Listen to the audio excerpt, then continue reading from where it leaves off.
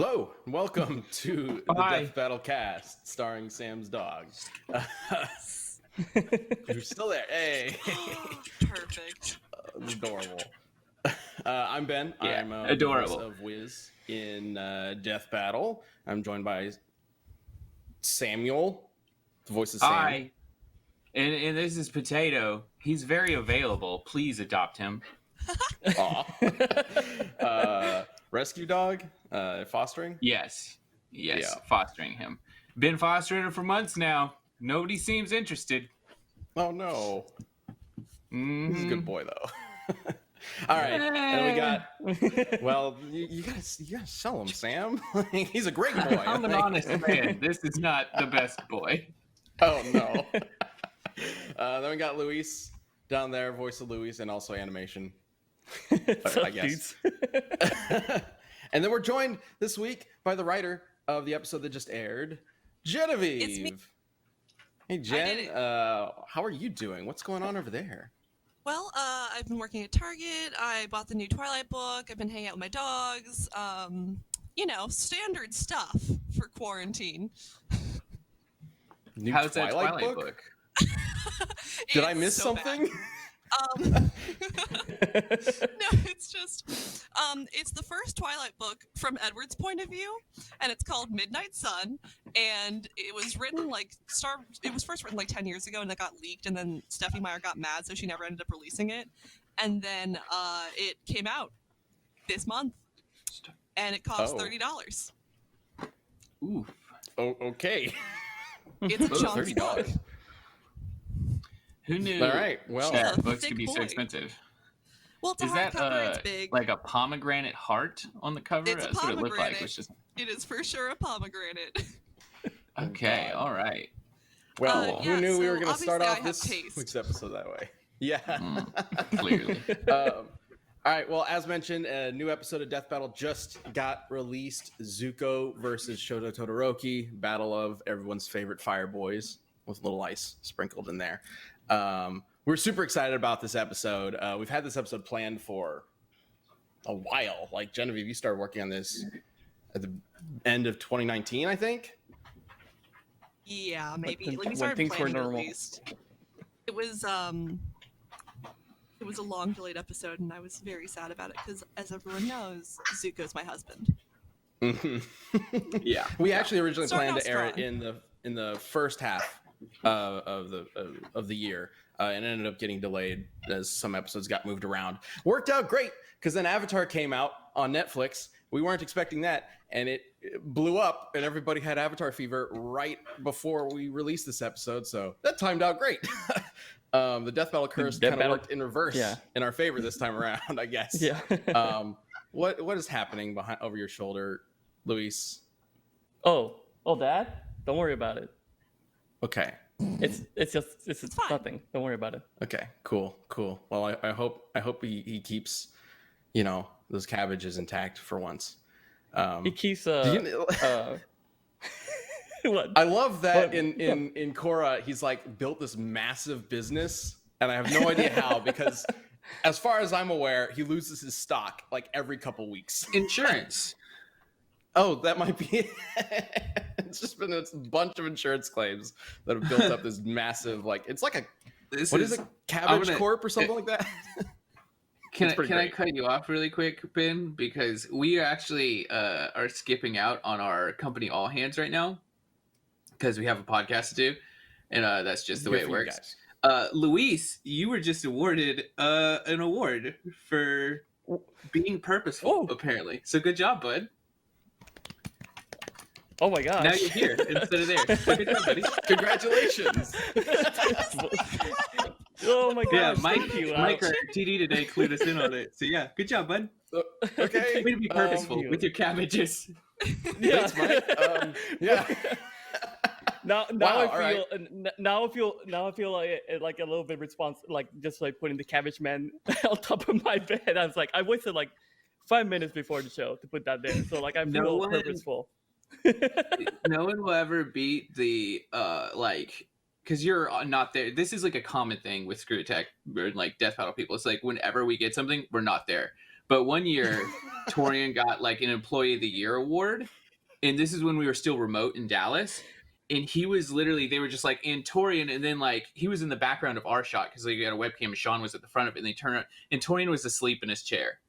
It was the fucking best shit ever. It was just like, you just got an Employee of the Award a year and you're asleep in your chair. I love it. This is so good. Like, Yeah. I remember hearing that story, and like I couldn't help but laugh. Like the whole situation was like really funny. yeah, I mean, to we be never fair, get it was because he was awards there proper. for like 3 days straight. But yeah. Yeah, working really hard. So it's like, Yeah, he was getting the award for working very hard. Like, essentially. It was like, yeah, because he's been working very hard. Days on days on days. He's now asleep in the background. Oh my gosh. Anyway, well, congratulations, Luis, for being thank you. purposeful and purposefully putting that cabbage man back there. No problem. I'll yes, keep being purposeful. We do. I do really like the idea of bringing the Cabbage Man into any future Avatar death battles. I think it'd be great because, like, it's of course we got to do it, right? Man, I just wish and- the Cabbage Man was like in other mediums, so we can just put him in every episode. We It's just like throw them a- into random episodes. I mean, Like I've been a- lucky like the enough to write Wilhelm- Avatar Wilhelm episodes scream so or whatever? far. I was Go not ahead. again. Oh, I was there gonna he say that goes. I was lucky enough to write the Avatar episodes so far. I think that like have the Cabbage Man in because I was like, okay, we gotta put him in. There's no excuse to not.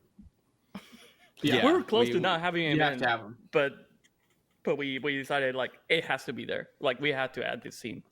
So Yeah, it was definitely something that was Glad kind of we did. added halfway through.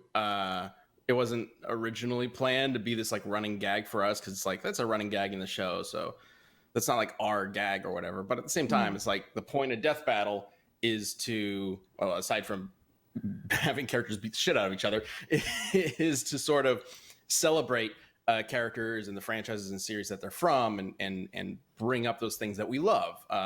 Big nostalgia trip, some of the time.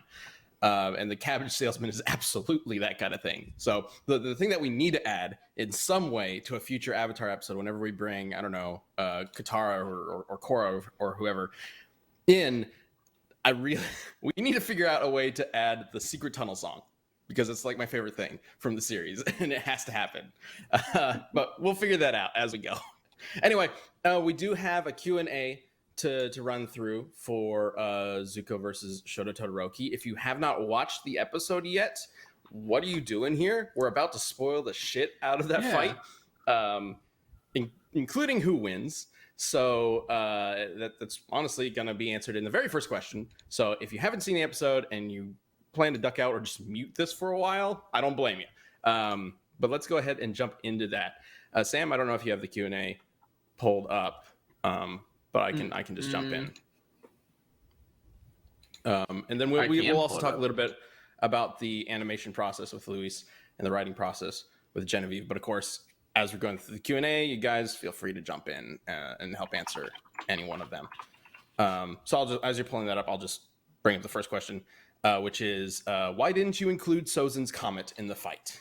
Which is something that we talked about a lot very early on with the research team, actually.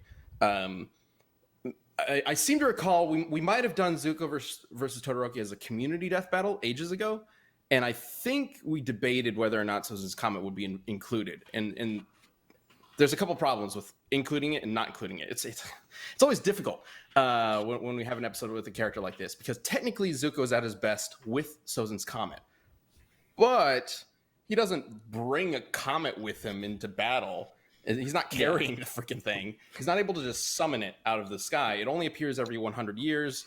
It's not a reliable thing to give him in terms of like his combat ability. And also he's only used it once. So I mean, you only have there's it once certainly- of its lifetime, basically. So it kind of defeats the purpose.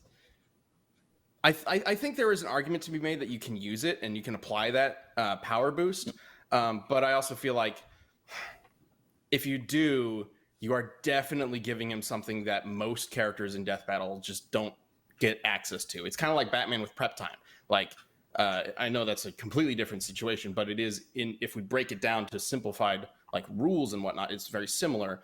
in that like Batman bases his whole like fighting style typically over some big plan that he's already set up, but we don't give him that in Death Battle because that gives him an unfair advantage or changes the rules a little too much. It makes it more complicated than it needs to be. And so Zuko's comment, I think, kind of falls into a similar category.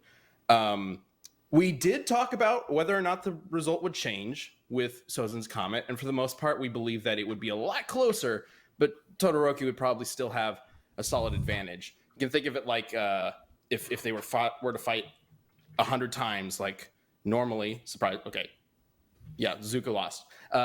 Normally, it would probably be like 70-30. Just get it out the way. In Todoroki's favor, but like with the comment, it might be like 55-45 or something like that. It would be very close because their power level would be much more similar. But Todoroki still has more advantages outside of just firepower and ice power. I think that kind of answers it. I don't know. Genevieve, does that cover everything? Yeah, I mean, I would just repeat, like, it's not something that's in his arsenal. It's like a naturally occurring thing that occasionally rises Firebinder's power, but it's not something he can bring with him, like you said earlier. So it doesn't make sense. He to has put zero him at that control range. over it. Yeah. And it's already It's a happened in his tricky lifetime. thing. So If there's another show out there like Death Battle that wants to do it with the comet, like I don't blame them at all. Like go for it. You might like that's just a thing that we try to stick to with our rules. And this is we're doing fictional. Something I thought of recently is that Death Battle and versus debates just in general are not scientific analysis. They're interpretive analysis. Oh, well, yeah. I mean, science and math goes into it, but it's very much sort of up to us to figure out how those should apply because we can't literally bring Zuko over here and say like, okay, Zuko, let's measure how hot your fire is or how far it can go or whatever. Like we can't do that. So we have to interpret it from the material that is given to us. And so rules and stuff can get very complicated. And I prefer to try to go the simple route when it makes sense. Anyway, we move on to question 2. yeah, now that I got them all up, and I honestly just I need a clean tap here. Okay, now it's on its own browser window. Okay, isn't Shoto a glass cannon? One attack from Zuko would have put him down. Kind of, but so is Zuko. As we mentioned in the episode, neither of them are fireproof, which essentially means like the second Shoto hits him with a deadly ice attack or blast of fire, Zuko's in trouble. Same thing for Zuko and Shoto, of course, but the durability factor wasn't much of a factor. You could argue actually that Shoto is physically tougher because Bakugo makes explosions in his face.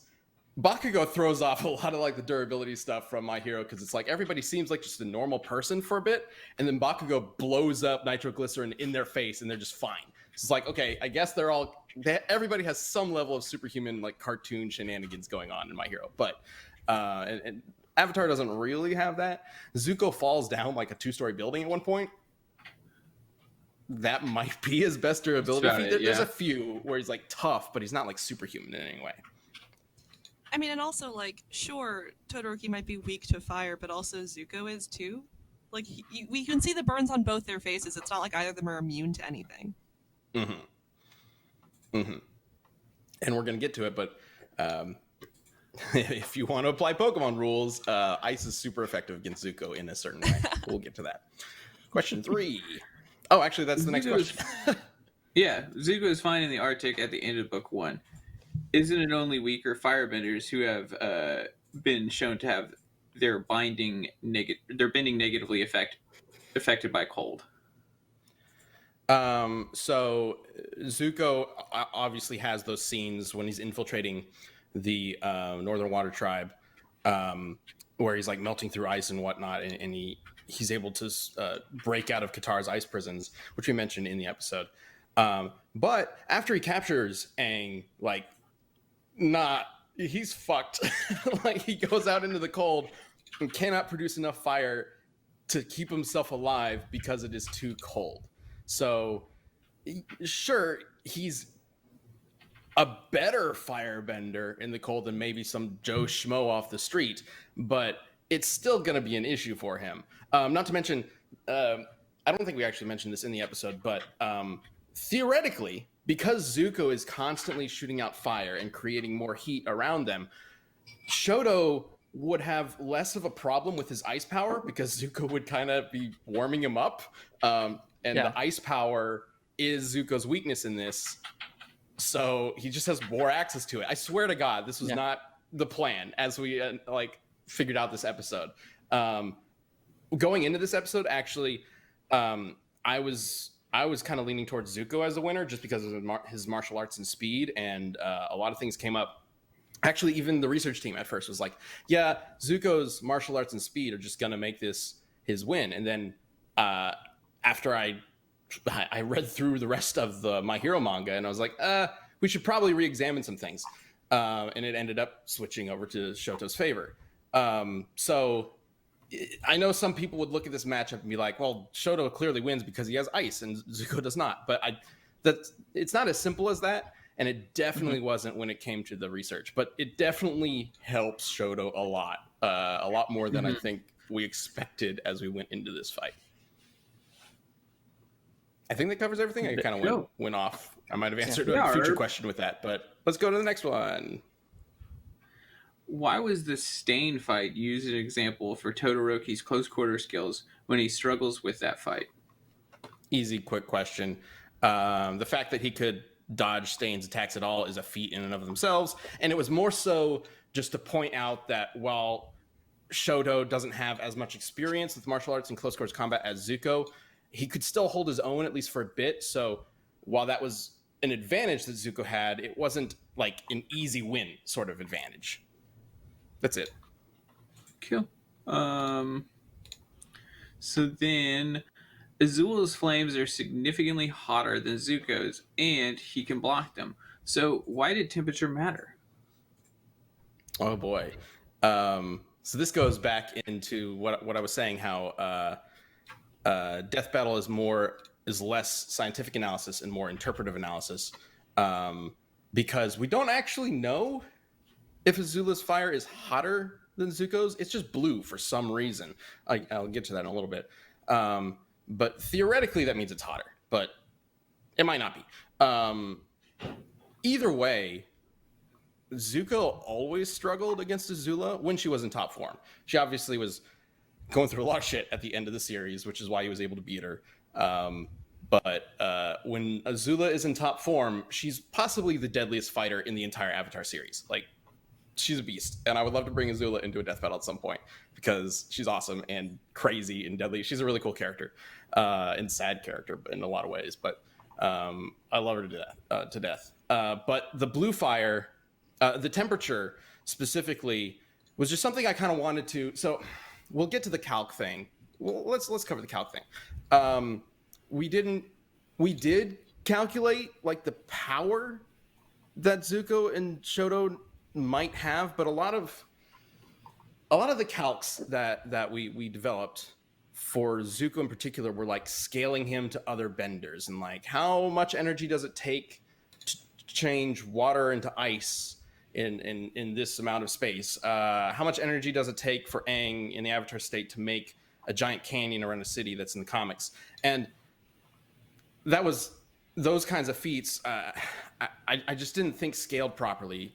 Because it uses different mediums and energy types. Like the energy that goes through water to make you do something is going to act entirely different with fire. They're very different mediums. One is much more malleable than the other. So it just didn't really make sense to me to use that kind of scaling. So at the end of the day, we ended up having to focus on size of what they could create and temperature and get a general scope of their power levels from that instead. Because honestly, again, going back to their durability, it didn't really matter too much if one was stronger than the other, so long as they were somewhat even. Because the second one of them gets hit with an attack, they're basically fucked. Yeah, that's it. That's that. Yeah. So it really what the main power difference was about was if one could overpower the other. And Shoto's ice is ridiculous. It's huge. Like Zuko could never hope to get through that as quickly as he would need to in order to survive. So that's that. There's certainly an element of Death Battle where like the calcs are fun, but like if we can answer a fight with logic, I'm gonna lean a little more in that direction because it's less relying on just big numbers that people might not really be able to like associate with what it means. Like, you know, we can say 1,000 Yoda tons as much as we want, but like, do you know what that means exactly? You might know what Yoda means or whatever, but like, do you know what that Star means? Wars. Yeah. Oh God! Yeah. Every time we bring that up now, and Gerard is editing an episode, he puts Yoda in whenever we mention Yoda tons. It's not even spelled the right way. I think that answered everything. Yeah. I don't know if I missed anything, Genevieve, but I think that covers everything. Yeah, honestly, I think that overall, like, not using as many calcs, not just in this episode, but like in other ones, is just much more for a wider audience purpose than like anything else. To an extent, yeah. Even I am like confused half the time where I'm like, wait, how much is that? Like, what is a Yoda? I mean, is it green? I'm like a big nerd girl. Take that out of context, everybody. Before we move on with any other topic, I just want to say a big shout out to Rose and Jerky for the sprites for this fight. Yes. Because they turned out amazing, and this is the first time Rose has ever worked on a sprite fight for Death Battle, and I think she did a fantastic job, and we're able to like really pull a really awesome fight for you guys thanks to their team effort. Yeah, actually, yeah. Let's take a quick break. As we settle into a new normal of summer, is what we're still going to call it, despite being inside. Bespoke Post is here to offer customized boxes that will make this interesting summer at least a little bit nicer. And they're guaranteed to upgrade your life. So, Bespoke Post only sends guys the best stuff every month. No matter what you're into, Box of Awesome has you covered. From style and grooming goods to, barware, cooking tools, outdoor gear. Box of Awesome has carefully built collections for every part of your life. So yeah, like, I mean, they just got cool stuff. Like, especially, I cannot say enough good things about the bars. Like, you know, it's not even just like they have like sometimes they have nice little cocktail sets. They also just have like cool barware, like nice glasses and stuff, and like, you know, you get the little Scotch rocks and things like that. It's really awesome because a lot of times it's some, you know, stuff you probably wouldn't already have in your house. So you get just a nice tool that you really enjoy using, which is, you know, why I like them. And so you can get started and find out what box might be the best box for you by taking a quiz at boxofawesome.com and answer some, you know, simple questions, and then they'll suggest some boxes to you that you might fall in love with, right? It's free to sign up, and you can skip or cancel a month free at any time, and each box costs only $45, but has over $70 worth of gear inside. So, get 20% off your first monthly box when you sign up at boxofawesome.com and enter the code BATTLECAST at checkout. That's boxofawesome.com and the code BATTLECAST for 20% off your first box. Go check it out. We got more questions to answer, but I would like to throwing off our typical schedule, or not schedule, but format. But let's do something different and talk a little bit about the animation before we get to question number 6. So, animation for this. This is primarily you, Gus, and Zach, the All-Star Sprite team, with Jerky and Rose helping with sprites. What were the steps that you guys took to make sure that this would work, especially with all the like martial arts and crazy like elemental effects going on? I think was there anything different for this episode that other ones don't have?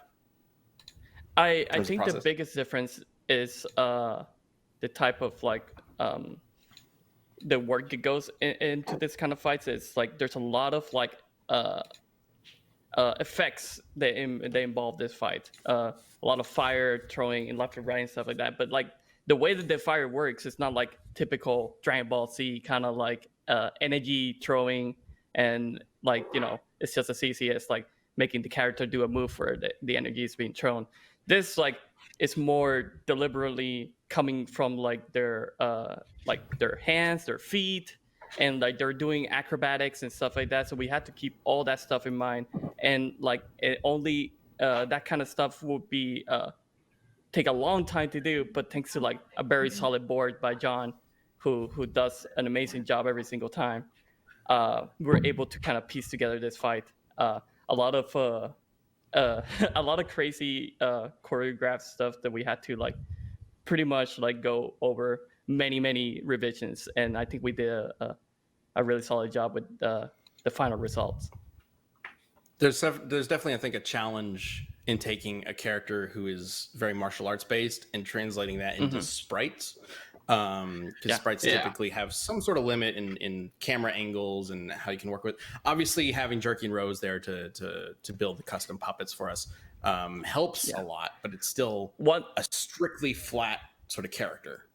Yeah, and one of the ways that we end up having more options for our fights is that we're doing this process where like we have our main puppet turnaround basically.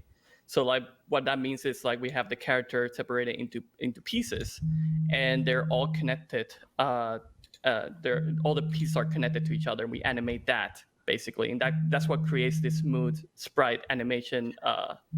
When do you move your phone? You're killing me. Somebody's phone is vibrating like that crazy. Was my phone. Is it the spam color again? It's the spam color again. Don't worry about it. It's gone now. My bad. So as I was saying, basically we have this turnaround sprites, and they're all connected to each other. All the pieces, and then we animate that, and creates a smooth animation. But on top of that, to create those really solid like hits and punches, we have separate rigs specifically for those things. So we create custom sprites. They have like the punch extender or the kick, and that's what really sells those hits a lot more than using just completely just like a standalone puppet with no extra like poses. That's awesome, and I think the animation turned out fantastic. You guys did such a beautiful job with it, especially the ice and fire effects. Wonderful job. Real quick, I do want to mention something in the chat. Stephen Moore has been saying that they're saying that they're doubting that we don't know complex numbers and that he doesn't like the reasoning. That's not exactly right. We might have worded that incorrectly. It's less that there are that we don't think people understand big numbers, and it's more that at a certain point, when you just start throwing a bunch of big numbers out there, it starts to lose a lot of meaning. Like, I think Beerus versus Galaxia is a great example. We didn't use the numbers to come to the conclusion of how powerful they are. We just kind of essentially used universes as its own metric, because that is just easier to sort of compare than throwing out a bunch of big numbers and relying on that on its own. I don't want to get too into it, but the next episode is also going to be pretty similar, because the numbers get so fucking wild that it's literally it gets a little nonsense. Oh my God. I mean, yeah.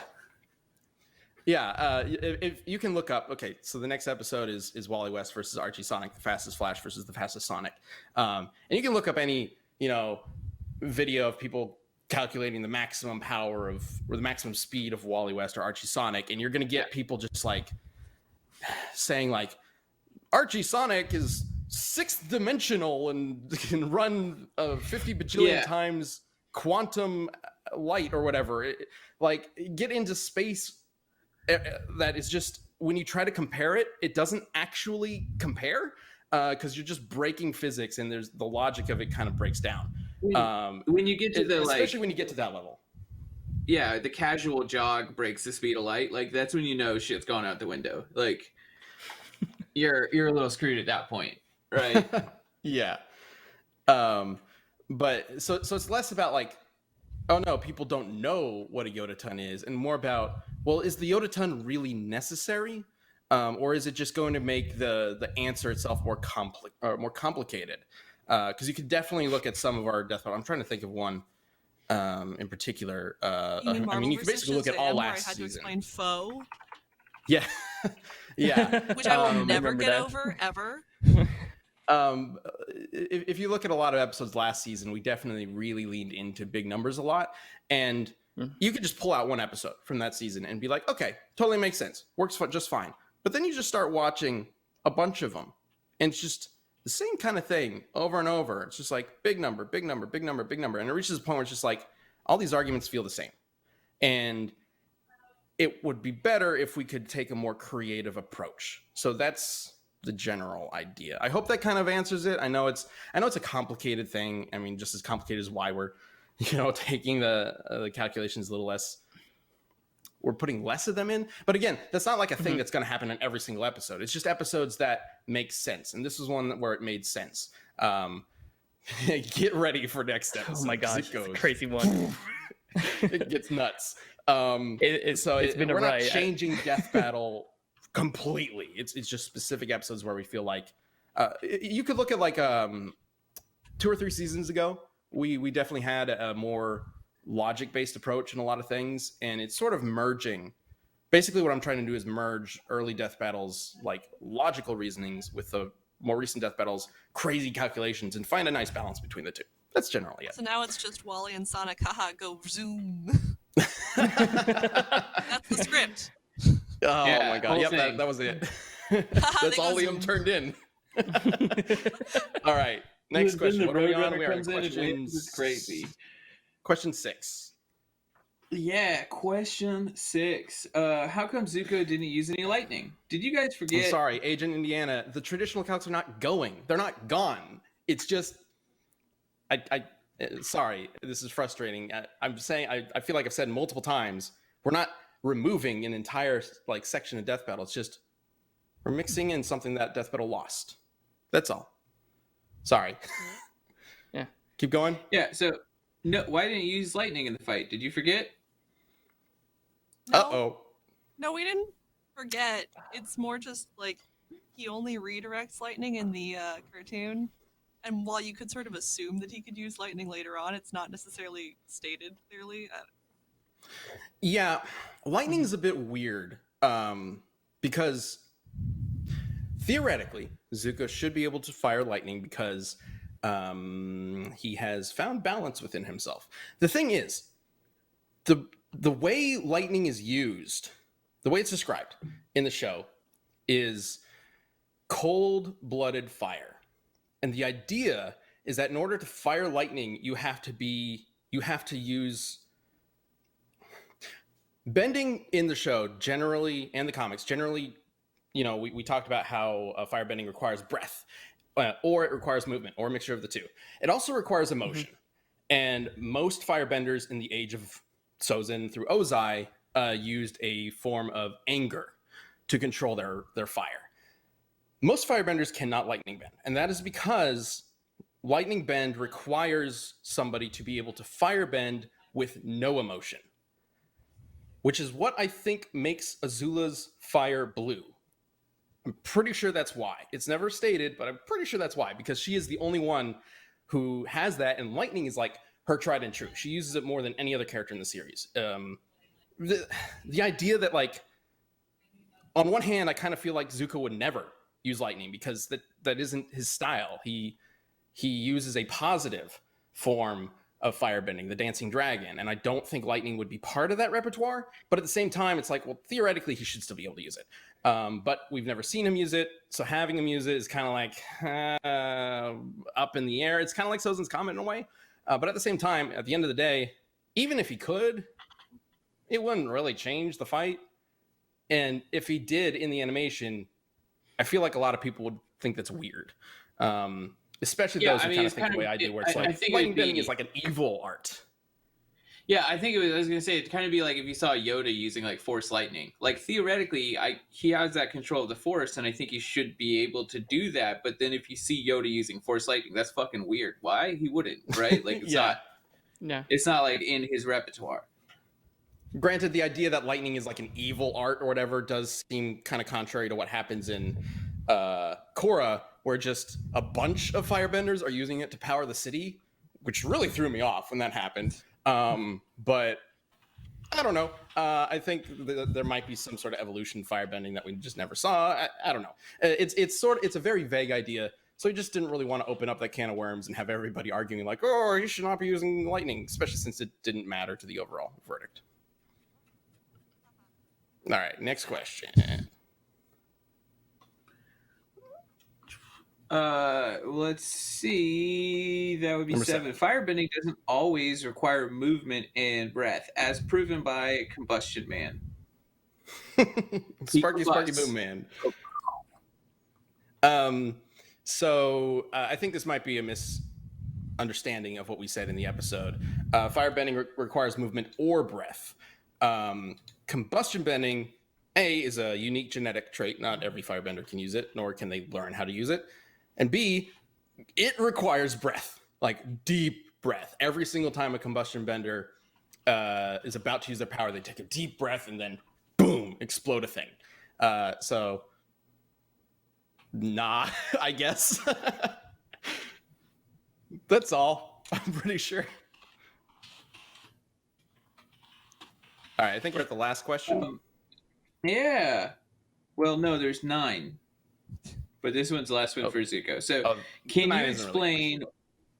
Really can you explain why Kaminari, I think I said that wrong, Kaminari's electricity was equated to lightning? Does this give a huge speed boost to all My Hero characters? There's no way they can all move at relative light speeds. Okay, this is something that I really wanted to address because this is one of the things that came up pretty late in the research that changed the verdict or helped change the verdict from Zuko to Shoto. And it's how fast is Kaminari's electric power? So Kaminari's main power is just he's an electric boy who can just shoot out a huge discharge of electricity, and it can go a fair distance away from him, but he has no control inherently over where it goes. It's just sort of all over the place. And it fries his brain if he uses too much. So electricity and lightning in particular is tricky to figure out when it comes to this like analysis thing. Because again, we're not doing scientific analysis, we're doing interpretive analysis. And lightning, A, is not as fast as people think, and B, doesn't work the way most people seem to think. So the way lightning is often portrayed in anime or cartoons or whatever is it's just like this bolt of energy that fires from point A to B and crashes on the ground. It's not really how lightning works, though. Lightning is... okay. I don't want to get too into this because it goes into really complicated weather stuff, but lightning is essentially 2 charges in 2 different points finding each other. And the first charge, positive charge is usually on top, sends out an ionized path to find the second charge, and then that second charge explodes, creating explodes, creating the lightning strike, and sends light up the ionized path. The ionized path itself is called a stepped ladder or stepped leader. And then the explosion, quote unquote, is called the return stroke of the light going back up. So that's the basic anatomy of a lightning bolt. And both of those 2 parts, have different speeds. The leader moves much slower than I think people expect, 200,000 miles an hour about. Oftentimes it's less than that. And then the return stroke is light going up. But it doesn't move the speed of light. It moves about 1/3 the speed of light. So whenever lightning gets involved in a death battle and people are catching it or dodging it, it's our job to look at it and go, okay, which of these speeds are we using? Are we using the leader or are we using the return stroke? And 99% of the time, it's the return stroke, because in order for lightning to even function, that ionized path has to be created. So when Zuko is firing, or not Zuko, when Azula is firing lightning out of her fingers, the only logical explanation is that she's firing the leader, and for some reason the charge, instead of being caught by it and pulled back, is just following it. She's like launching both at the same time. But you can't launch a return stroke without the leader. So we have to use the leader's speed of 200,000 miles per hour, which is much, much slower than light. Obviously, it is very fast, and that's still a superhuman reaction speed. But most of the time, we are talking about reaction speed, and definitely in this case. So does Shoto, or not Shoto, does Tokoyami's Dark Shadow being able to block lightning mean that everybody in My Hero Academia is suddenly like incredibly fast? No. I think it kind of adds up with like how quickly characters like All Might can move and things like that. And then again, this is reaction speed we're talking about. And Kaminari specifically is able to catch lightning with his power. There's a lot of debate over how his power works, but the only thing that makes sense to me, making electricity travel through the air requires you to be able to make that leader, that path. You need to ionize the air. You need to create some sort of either electromagnetic field or send out a path. And he might have an electromagnetic field normally, but like the only way for him to do what he does in terms of attracting lightning to him is to send out ionized air. That's the only way it would work. And he does it twice or multiple times. He catches actual lightning in the movie, which just came out as we were making this, and it threw everybody off. Like, wait, Kaminari's catching lightning. That changes everything. Although we initially thought it was a reaction feat, and I wasn't sure about that because of context, but it eventually came up for this. And then also when the team, it's in the manga, they haven't gotten to this yet, and I don't know how much I want to talk about it, but there is a scene with the Paranormal Liberation Front where a bunch of heroes go into their building to take him out, and they send in Kaminari first.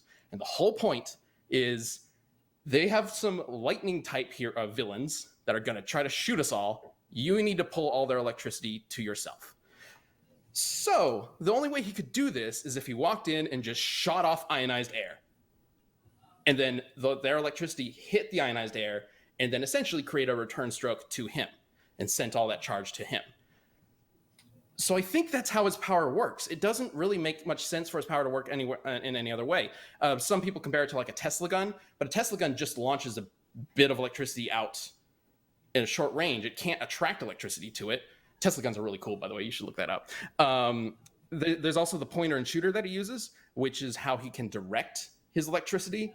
And the only way for that to work is if the pointer attracts his ionized path, and then he can send it to the pointer. Normally, he just doesn't have control over it.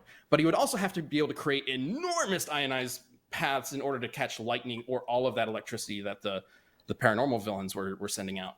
So at the end of the day, there were just so many things pointing to his electricity works like lightning and can absorb lightning that it wouldn't make sense to say that he couldn't match lightning, especially the leader where it's 200,000 miles per hour. It's not light speed by any regard.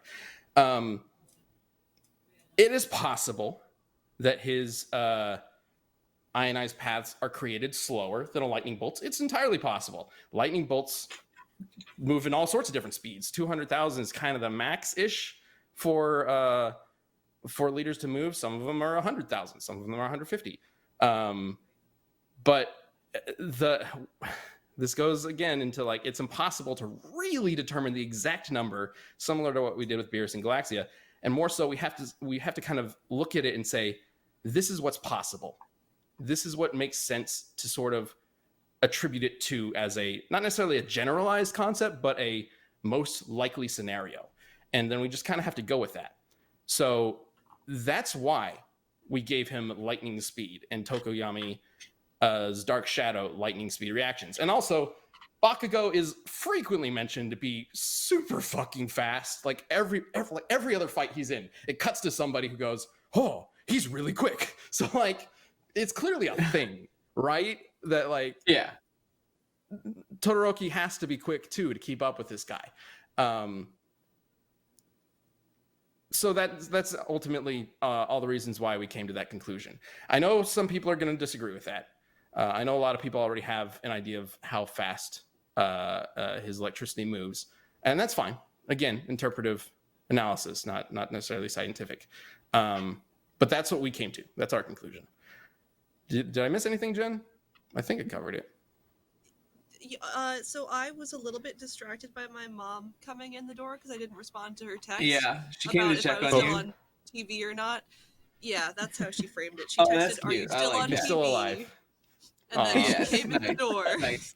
And I was like, oh god, the only thing faster than Toto's reaction speed is my reaction speed to my mom coming in. I love it. Cool. Well, that kind of So- wraps up the questions. Yeah. The next Question- thing was just Wally versus Sonic, which we already kind of talked about. Yeah. We're on that. Surprise! That's what's next. It's gonna be crazy. Fast boys. And yeah, that was a lot of answers, and I think that means we're skipping what's going on because Nothing's Well, going I do on wanna this week, talk- apparently. I do want to talk to Jen a little bit about the writing. So Yeah. let's try to fit in something here. 12 you so every time we start a new season, I kind of send out all the episodes and like, hey writers, which episodes do you want to work on? And Genevieve jumped right on this one. She was very excited yeah. for it. Why is Because- that? Growing up with Avatar as someone in my early 20s, I love Zuko so much. That emo boy haircut, that like traumatic backstory, the like evolution of his arc from villain to hero, all of it is just like choice. So so it came time for the battle, and then I had to kill my husband. So I guess it's like that old writing saying, kill your darlings, right? Because I had to kill my darling. I mean, of spouses that- I have going on death battle, I'm one for Can, one. can I? he's Can I like just ask one Vegeta thing? without the daddy vibes, is what it is, right? Like that's the whole.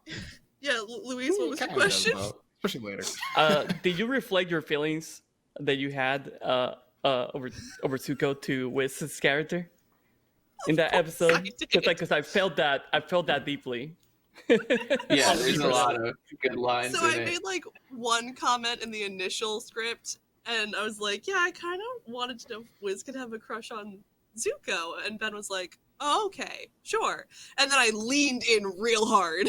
Yeah. Oh yeah, I was totally on board with that. I definitely was a bit inspired by Genevieve's feelings for Zuko. I I thought, was like, please. I mean, okay, let's be real here. Everybody has a crush on Zuko to some degree, and like it felt wrong to me to have a script that didn't address that in any way.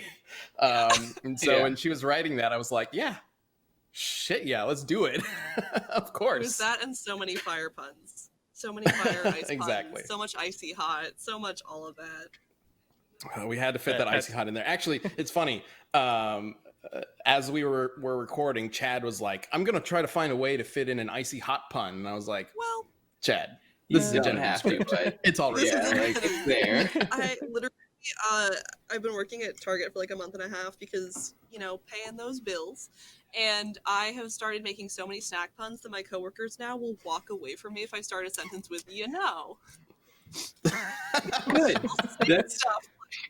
that's You like know. a yeah. It's tough I mean, working I- in snack. You just gotta Trisket. Okay. Anyways,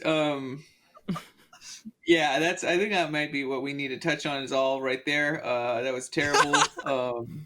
Great job, Jen. All right, on to the community death battle. Yeah, let's do that. You've probably heard us talk about hymns before, and that's because, well, it's just a great company that's helping guys look and feel their best.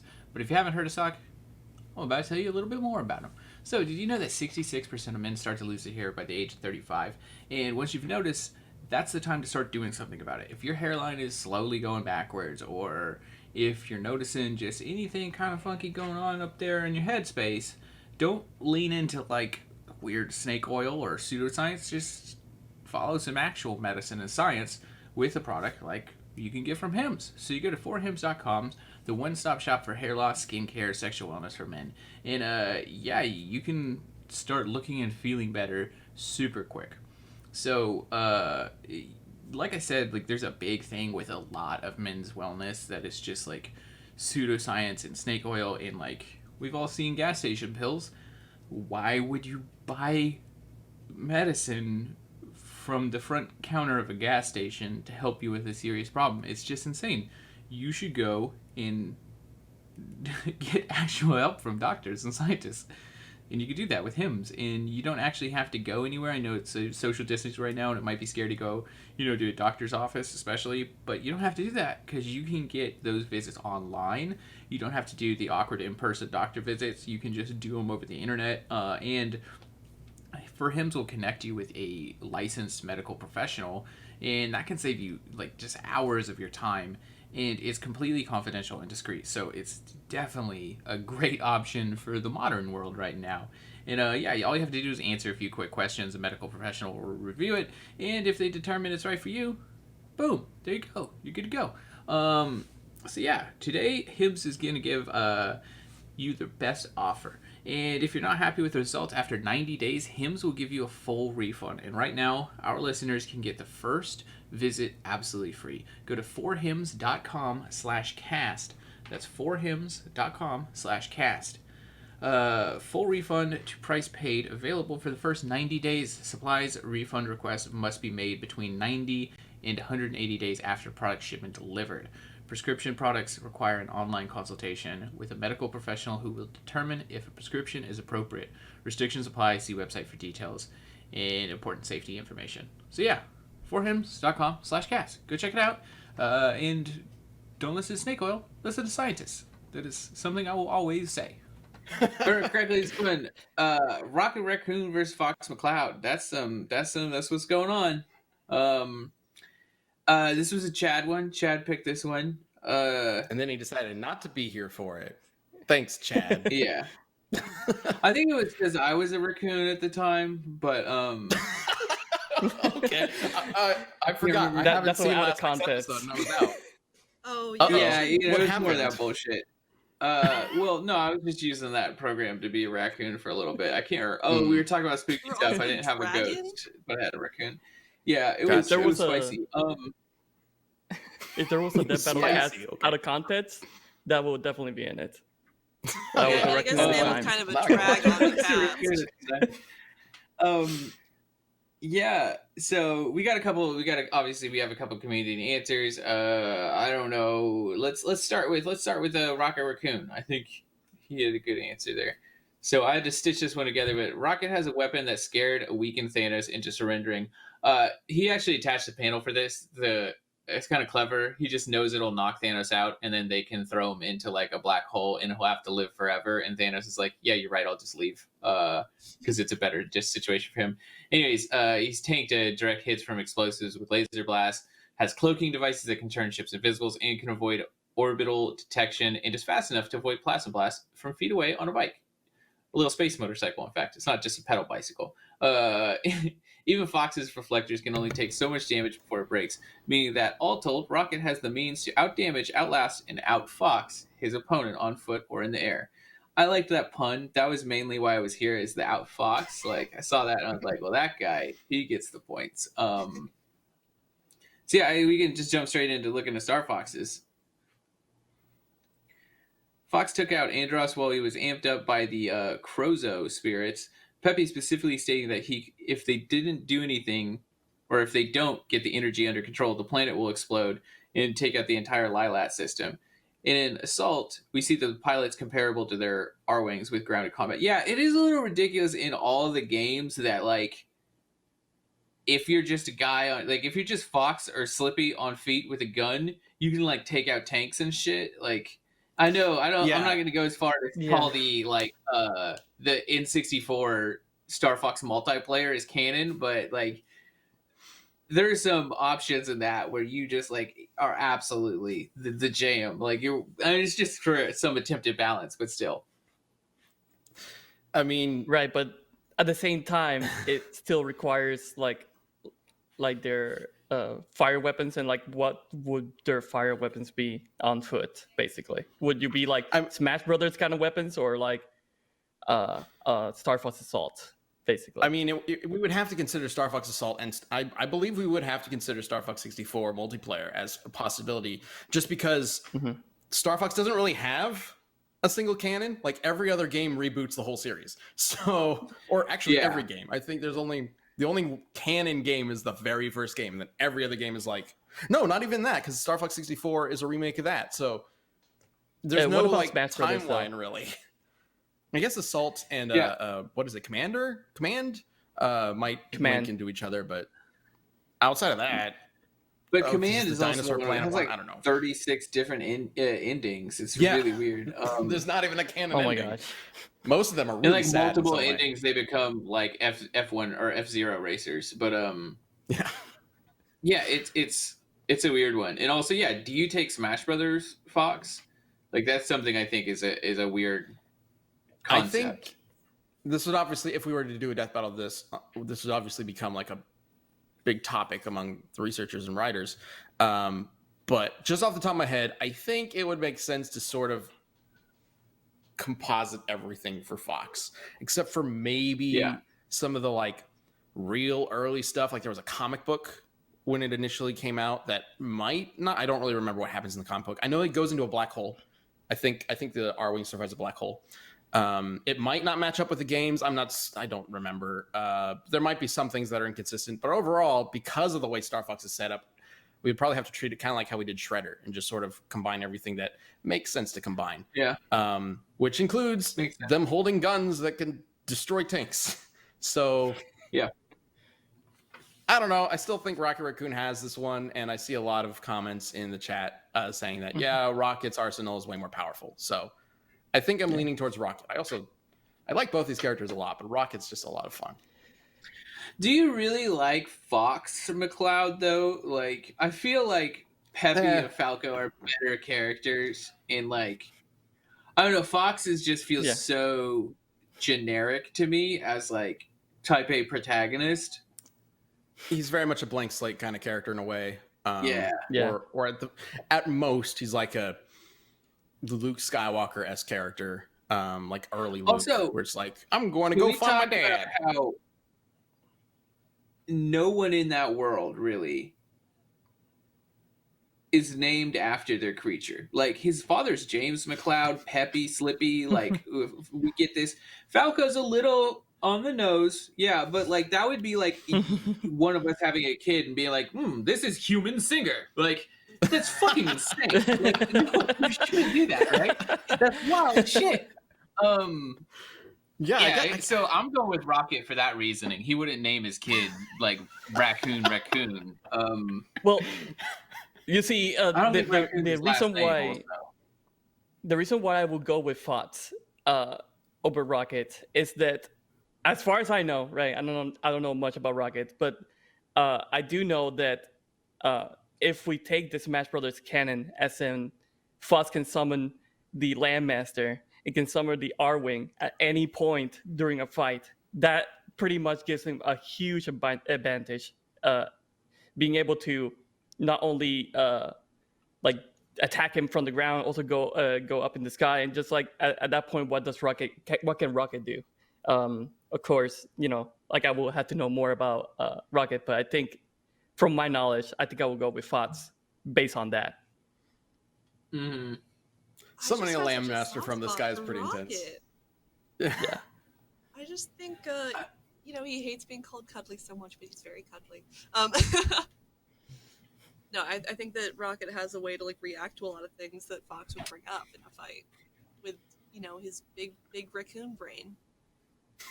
He's got arguably a larger arsenal as well. So and they're all like compact and can shrink and things like that. So Genevieve, are you voting for Rocket because A is big raccoon brain, and B because he's cuddly? Yeah.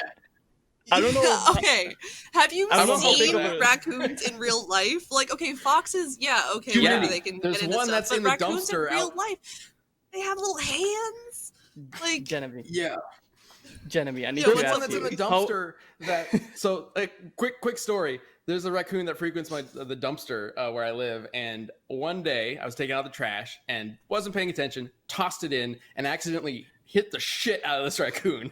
And ever since then, the raccoon fucking hates me. And anytime I go to the garbage and he's there, he's just like throwing shit. It's hilarious. That's awesome. We had I don't- 3 of these bastards living in the wall, and we had to strap them all. And then we trapped 2 out of 3 of them, and like we used an ice company that doesn't kill them. They trap them and let them go in like one of the state parks, like an hour south.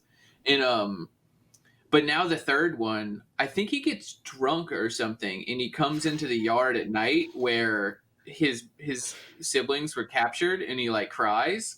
And it's very sad. And it's like right outside our bedroom window, and like you just hear him, and he's like hitting the ground, and like it's just it's such a sad time for this little man. And then we let the dogs out, and they chase him off. But it's Oh Yeah. my gosh, that's so sad. I mean, they fucking were ruining the inside of our walls. Like it's not like they weren't people. Like they did their own bad. All right, it is it is 1 p.m. So let's wrap this up. But I feel like, are we all voting for Rocket except for Luis? Yep. Yes. I don't know how big of a brain you need to be able to see a landmaster coming down from the sky. So I'm just saying. All right, then let's go ahead and bring up the poll and see what you guys had to say. Oh, Rocket. Okay. Hey. It's kind of close, but Yeah, Rocket it's pretty wins. close. Yeah. It's official. 43% think that a giant landmaster is going to come down from the sky and kill Rocket. And 56% or almost 57% agree that Rocket is just too cuddly and too big brained. All right. I do think as that always, Rocket deals with bigger threats, and like that counts for something. Like he deals with much bigger threats than just Andros. Yeah. Andros is a pretty big threat. But regardless, let's wrap this up by setting up the next week's community death battle. I mentioned Azula earlier, and I've seen a lot of you guys mentioning Cinder, our own Cinder from Ruby, as a great matchup for her. So let's go ahead and do that. Azula versus Cinder Fall. I think that's a great matchup to try out. As always, you can let us know who you think should win and why using hashtag DeathBattleCast on Twitter. And we will have a poll up later on this week when this episode goes public, where you can vote for who should win. And next week, we will figure out who should win between Azula from Avatar and Cinder Fall from Wubby. All right. Thank you so much, everybody, for joining us. Thank you, Genevieve, for jumping in. It's always great having you. Fantastic job on the episode. It was trending, which is cool. It was trending for like 2 days in a row, which is awesome. I'm just so love trendy. Of course. I mean, yeah. That's why we got you here. All right. And thank you all for watching. If you are a first member, we really appreciate it. You can check us out and the extended extra part of Death Battle Cast in our Sudden Death show, which we'll be recording after this to be released later.